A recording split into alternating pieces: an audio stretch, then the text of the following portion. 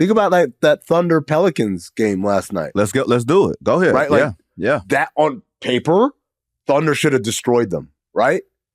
So how does a game that features an MVP candidate, like of MVP finalists, I should say, in Shai Gilgeous-Alexander, playing at home in front of a raucous crowd against a team that's shorthanded, right?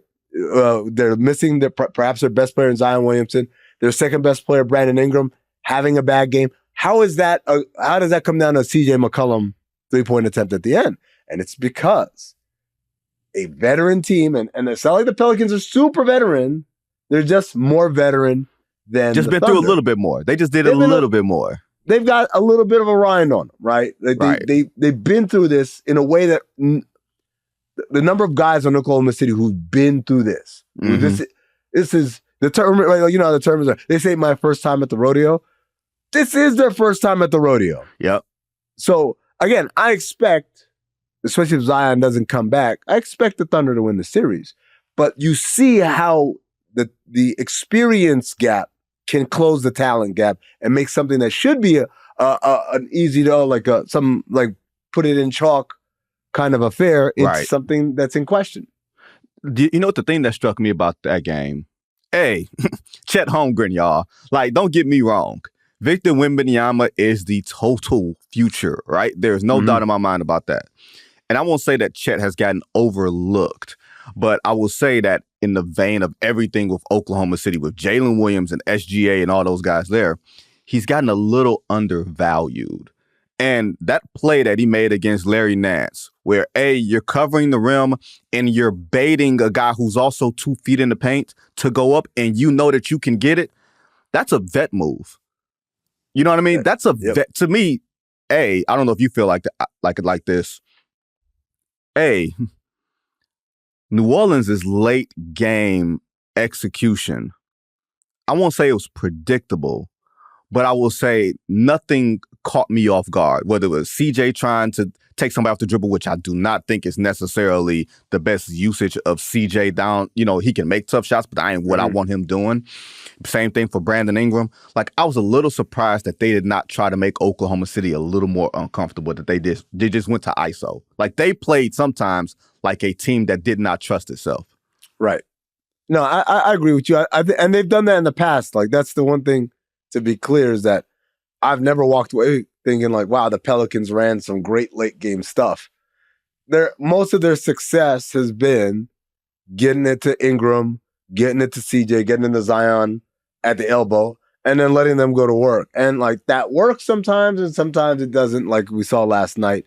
So I think ultimately they're not going to, it's not an X's and O's thing that's going to happen. It's going to be more of guys understanding the moment, understanding the situation, and rising up to that level and to that standard versus, again, a team that's coming into it, and this is the first time they're experiencing many of these emotions and these kind of situations. Well, one thing I will say about OKC, just as a whole, I mean, and I felt like I heard Stan Van Gundy say this a couple of weeks ago, and it really got me, because when you think of OKC, you think of them being a young team and experienced.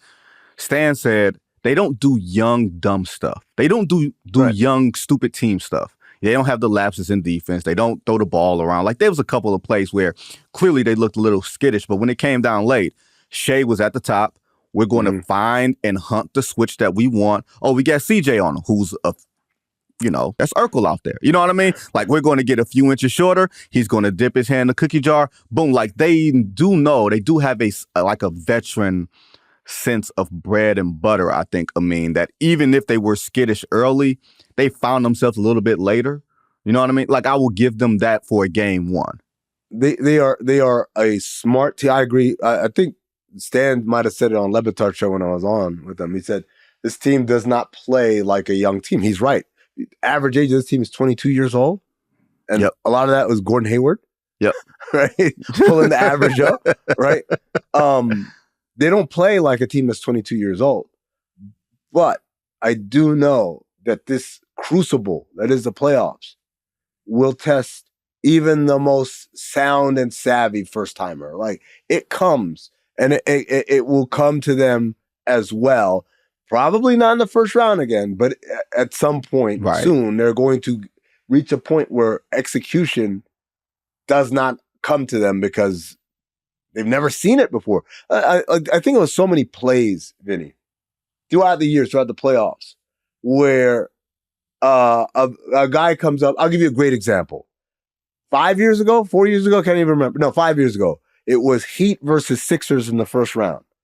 And the Sixers had run this play like 3 times during the game. And it's like they throw it to Simmons on the left baseline, and then they run some like kind of screening action, and then they kick the ball back up to the top.